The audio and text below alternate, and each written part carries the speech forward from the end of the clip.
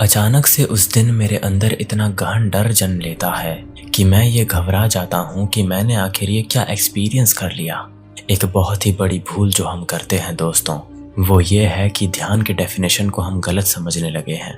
10 या 20 मिनट शांत होकर बैठ जाओ और कुछ गहरी लंबी सांसें लो, बस थोड़ी देर रिलैक्स होने को हम ध्यान कहते हैं। बट इन रियलिटी ध्यान तो हमारा वो नेचुरल स्टेट है जिसको हमें अचीव करना है। इतने प्रकार के ध्यान मौजूद हैं जो अलग अलग एहसासों से भरपूर हैं, पर सभी ध्यान इस ब्रह्मांड के उस अनंतता और अमरता से हमारा मिलन करवाती है जो एक साधारण जीवन जीने वाले मनुष्य से कहीं अधिक ऊपर है। विज्ञान भैरव तंत्र को देख लो, 112 मेडिटेशन टेक्निक्स, उपनिषद या आध्यात्मिक गुरुओं को देख लो, वो लोग भी अलग अलग प्रकार के ध्यान और अपने अनुभवों का बखान करेंगे। पर आज मैं आपको ध्यान का वो एहसास दूंगा अपने शब्दों से, जिस एहसास को प्राप्त करने के बाद आप बिना ध्यान किए भी ध्यान करने जैसा फील करोगे। क्योंकि ये वो रहस्यमय ध्यान है दोस्तों जिसको हम बहुत हल्के में लेते हैं। कहीं शांत जगह पर बैठ जाओ, बस मेरे शब्दों पर ध्यान केंद्रित करो जो आपको जीवन की महासच्चाई से परिचित करवाने वाली है। वो रहस्यमय ध्यान आखिर है क्या? इसमें आखिर ऐसा क्या अनुभव होता है जिससे आप डर जाते हो, लेकिन ये वाद में आपको सत्य से मिलवाता है। जागरूकता के इस महाध्यान को ना तो किसी ने आज तक आपको बताया है और ना ही आपने कभी इसका सही तरीके से पालन किया है। जब हम अपने मन पर बिना काबू किए बस इसको देखते चले जाते हैं, अपने चाल चलन से लेकर बोलने की प्रक्रिया और खान पान से लेकर हर एक क्रिया को जब हम बस देखते चले जाते हैं ना, तो एक चमत्कार होता है। जब आप इस समाज में रहने वाले भागते दौड़ते लोगों को गहराई से देखोगे, वो भी बिना कुछ सोचे, तो एक चमत्कार होता है। जब आप इस प्रकृति के अनंत गति और इसके भीतर मौजूद हर एक जीव जंतु को गहराई से देखोगे, तो एक चमत्कार होता है। ब्रह्मांड को भी देख लो, रात्रि के महाआकाश में मौजूद इन सितारों को जब आप गहराई से देखोगे तो आपको प्राचीनता की एक अनंत चिंगारी दिखती है जो चमत्कार से कहीं बढ़कर है। मेरे कहने का मतलब ये है दोस्तों कि जब आप धीरे धीरे अपने आप को ऑब्जर्वर या विटनेस बना देते हो ना, तो बस आपको चमत्कार दिखाई देता है। जैसे एक नदी के किनारे पर एक व्यक्ति बैठा हुआ है और वो बस उस नदी के बहाव को देख रहा है, उसी प्रकार उस व्यक्ति की तरह हमको बस देखना होता है। ये ध्यान का सबसे बड़ा महासूत्र है जो बिना किसी नियमों का पालन किए किया जाता है, जिसको ओशो और जीटू कृष्णमूर्ति जैसे महाआध्यात्मिक और दार्शनिक गुरुओं ने भी स्वीकार किया था। ये तो अभी मैंने आपको बस बेसिक बताया, चलिए इसको थोड़ा और गहराई से समझते हैं और इसका एहसास करते हैं। द लेयर्स ऑफ कॉन्शियसनेस, यानी कि चेतना की परतें। पहले तो आपको ये समझना होगा कि आपकी जो चेतना है इसके अलग अलग लेयर्स होते हैं और उन लेयर्स को आपको पार करते जाना है। अलग अलग प्रकार की चेतना होती है दोस्तों। मैंने टोटल 20 टाइप्स ऑफ कॉन्शियसनेस के बारे में स्टडी किया है, लेकिन जो आपको जागरूकता की ओर ले जाएगी, इसके लिए पहले आपको ये समझना होगा कि सरफेस कॉन्शियसनेस आखिर है क्या। जो भी आपके रोजमर्रा के जीवन में हो रहा है ना, जैसे आप रोज उठते हो, खाते पीते हो, इसको हम चेतना की ऊपरी स्तर बोलते हैं, यानी कि सरफेस कॉन्शियसनेस बोलते हैं, जिसको आपको ऑब्जर्वेशन के सहारे डिटेल में समझना होता है कि आखिर मैं ये सब क्यों कर रहा हूँ और कैसे कर रहा हूँ। बस आपको अपने कामों को ऑब्जर्व करते जाना है बिना कुछ सोचे।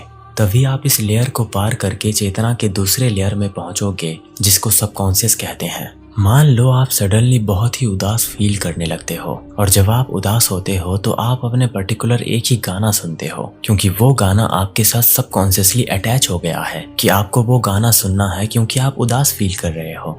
ये तो बस एग्जाम्पल था। हमारे रोजमर्रा के जीवन में ऐसे कई एग्जाम्पल हैं दोस्तों, जिसको हम अवचेतन रूप से करते हैं।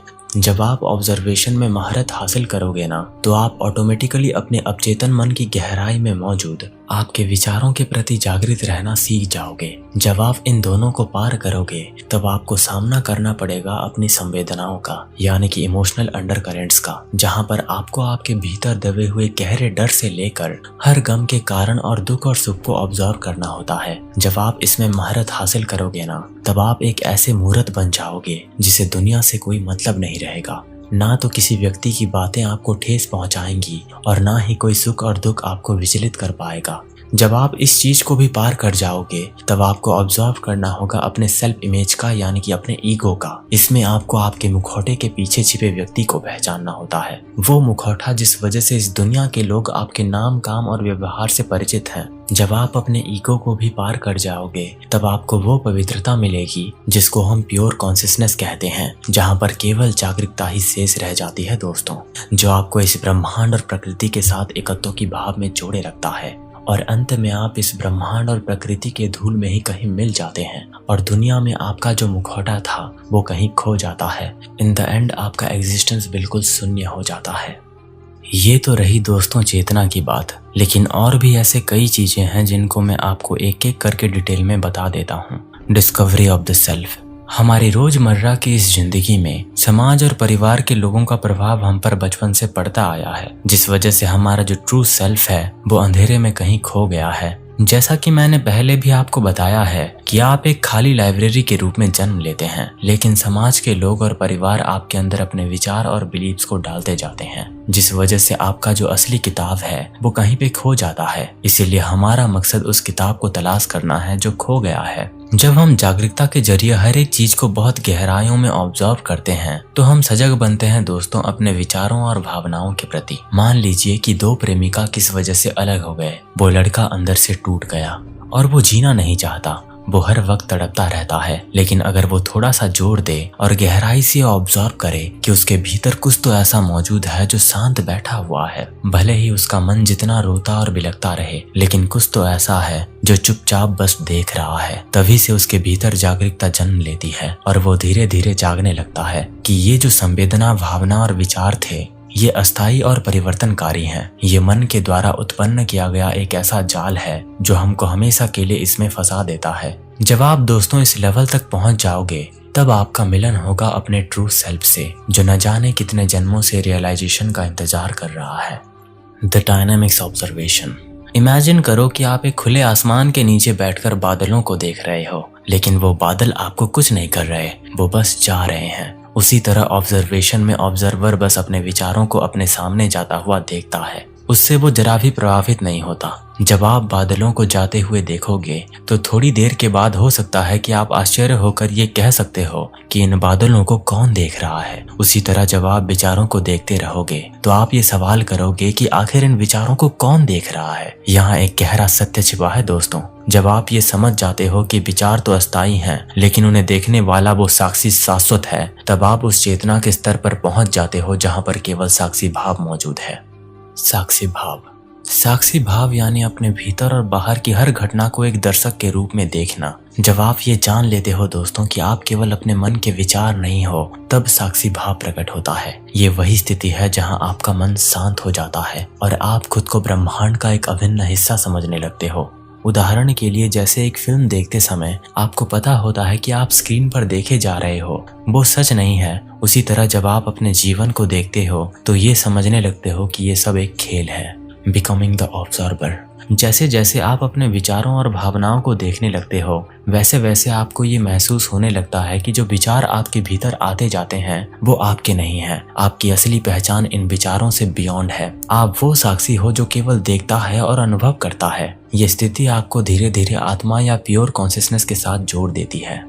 Discovery of the final layer, pure existence. अब हम चेतना की आखिरी और सबसे गहरी परत पर पहुंचते हैं। इस परत को समझने के लिए एक उदाहरण लेते हैं। आप एक विशाल समुद्र के किनारे खड़े हो। समुद्र की लहरें आती हैं और चली जाती हैं, लेकिन समुद्र का अस्तित्व बिल्कुल स्थिर और अडिग रहता है। आपकी चेतना वो समुद्र है। विचार जो हैं वो लहरों की तरह आते जाते रहते हैं, लेकिन आप यानी कि विटनेस हमेशा अडिग और शांत रहता है। जब आप इस अवस्था में पहुंच जाते हो तो आप पाते हो कि सुख दुख आपको हिला नहीं सकते। आपका अहंकार पूरी तरह से समाप्त हो जाता है। आप केवल शुद्ध अस्तित्व में जीने लगते हो।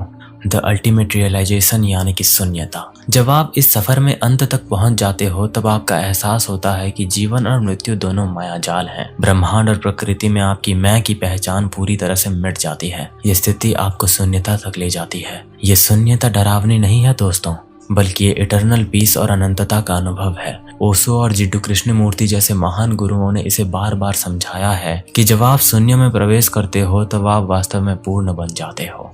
दोस्तों, ध्यान केवल 10-20 मिनट शांत बैठने का अभ्यास नहीं है। ये एक अनंत यात्रा है। ये भीतर की यात्रा है। ये यात्रा आपको आपके असली स्वरूप से मिलवाता है, उस सत्य से जो शब्दों से परे है। जब आप खुद को साक्षी के रूप में अनुभव करते हो तो आपको एक गहरा सत्य समझ आता है। आपके भीतर और इस ब्रह्मांड में कोई भेद नहीं है। आप स्वयं ब्रह्मांड हो। इसीलिए आज ही इस जर्नी की शुरुआत करें। बस शांत बैठो, अपने विचारों और भावनाओं को देखो, अभ्यास करो। धीरे धीरे ये अभ्यास तुम्हें उस सत्य तक ले जाएगा जिसे शब्दों में नहीं बांधा जा सकता। अंत में बस इतना कहना चाहूंगा दोस्तों कि जो अपने भीतर झांकने का प्रयास करता है वही असली स्वतंत्रता का अनुभव करता है। ध्यान वो चाबी है दोस्तों जो आपको इस ब्रह्मांड के हर ताले को खोलने की शक्ति देती है। तो मैं ये उम्मीद करता हूँ दोस्तों कि आप मेरी बात समझ गए होंगे। आपको ये वीडियो कैसा लगा नीचे कमेंट में जरूर बताना। तो अगले वीडियो में एक नए टॉपिक के साथ आपका मूल्यवान समय देने के लिए बहुत बहुत धन्यवाद।